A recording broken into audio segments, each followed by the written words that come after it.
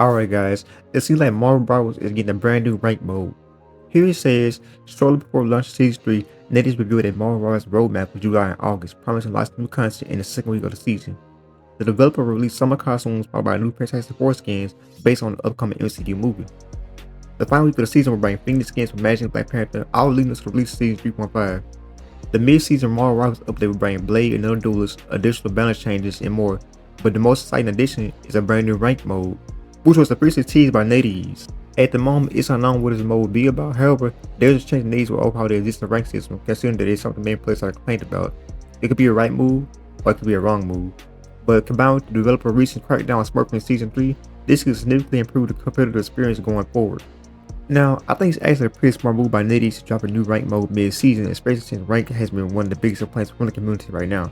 Rank feels pretty unrewarding, matchmaking is messy, and Smurfs make it worse. So if this new mode is more than just a new queue, like a new overhaul or a different rule set, it could be huge for keeping players engaged past the first 2 weeks. Overall, between this new rank mode and the recent crackdown on Smurfs, it feels like Natives is starting to take competitive play more seriously, which is what the game really needs if they want to build an esports scene or keep hardcore players around. But all I'm hoping is, I'm just hoping the new rank mode is actually fresh and something new. Maybe something like Hero Band, Solo Queue only, or some new format, instead of just rank Season 2.0 with the same problems. But anyways, let me know what you guys think about that. Alright guys, you can win 1000 units by simply reposting this and following Marvel Rivals on Twitter. It says they will select 10 runners at random to receive 1000 units. The giveaway ends on July 18th and the winners will be announced on the 25th of July. Now keep in mind, the winners have 15 working days to claim their prizes, so make sure you keep an eye on your inbox. Alright guys, it seems like Marvel Rivals is cracking down on Smurfing. Now for those of you who don't know what Smurfing is, in short, Smurfing is a process to create new accounts to get easier opponents in ranked games. This is usually done by top tier players who start over fresh and go on incredible win streaks, climb from bronze to grandmasters in just a few hours. Alright, here it says earlier this year the game developer added an option to report Smurfs. Now Smurfs are receiving in-game warnings. And an example of the in-game warning would be something like this. It says, the system has detected that you recently missed Smurfing. We urge you to cease the behavior immediately. If you continue down this path, we will impose further penalties. For further inquiries, please reach out to customer support. Now, honestly, it's good to see Natives finally taking Smurfing seriously. Smurfs have been a huge problem for like a while since day one, especially in rank, where it completely ruined matches for legit low rank players. Adding the rank report option earlier this year was a nice first step, but now they're actually seeing the in-game warnings. It feels like they're finally acknowledging how much it hurts the competitive experience. But I just hope that the punishments are real, like temporary bans or even IP bans for repeat offenders, and not just empty warnings. Alright guys, we have another Reddit post by a user known as Mr. Church 13. He says, what can Natives do to improve the Vanguard class? He says, so as we can all see, Natives seems to have no one on the team that likes, or maybe just nobody knows how to make a Vanguard. Maybe we can get a committee of tank mains together and pitch them some ideas. And to clarify, I'm not saying tanks are purposely bad design because they used to feel probably good to play. At least one is still good, well his walls are good at least. What I'm saying is that Natives has raised all DPS and support class characters up, with higher rate of fire, damage output, improved healing and shields, and god tier team ups, for example, Emma Frost, and also pouring out for Doctor Strange. This leaves us with a situation where people don't play as Vanguard but choose not to because they just like the damage output, and unfortunately start to have major survivability issues, unless they're a full onshore tank, and then you get sprint different having 35 kills in the game, meanwhile you got 50k damage blocked. As it is, I think Natives just had a problem that Vanguard is just not a fun class to play anymore. Further complicated by the fact that DPS is actually necessary to win games, support is actually necessary to win games, but Vanguard is not. So that leads to overabundance of players skipping playing Vanguard, and more importantly not buying costumes and add-ons for Vanguards, which leads to Natives just not putting any focus on them, except in the case where their massive DPS and support population demand to be nerfed. Strange players, I hear you, I see you, you are valued, you are loved.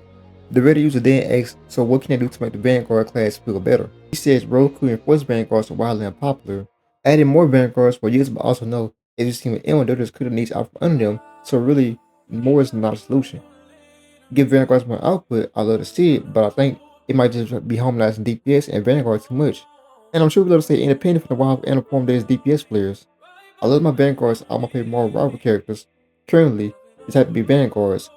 Now, I can totally understand what he means and where he's coming from, because I'm a tank main myself, and I main mostly Venom, sometimes Cloak and Dagger.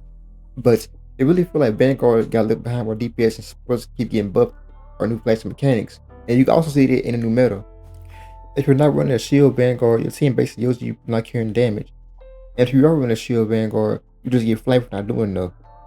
Now, I don't think the answer is more Vanguard since like he said, look what happened to Emma. She dropped in got nerfed to the ground before anyone could get attached to her. And yet simply giving DPS numbers would blur the line between Vanguard and DPS too much. Now, if it was me, here are a couple ideas I would do.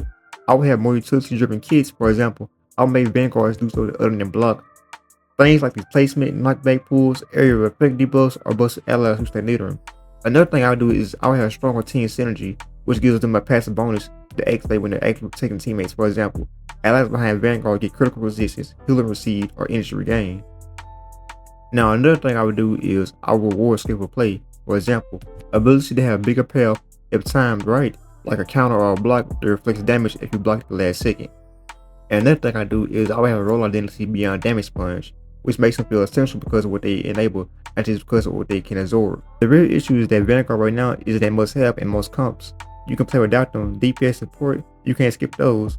The design gap is what keeps them feeling necessary or fun, and they just need to fix that. Honestly, I'd rather have one Vanguard that feels impactful and fun to play than 5 that feel half finished and ignored.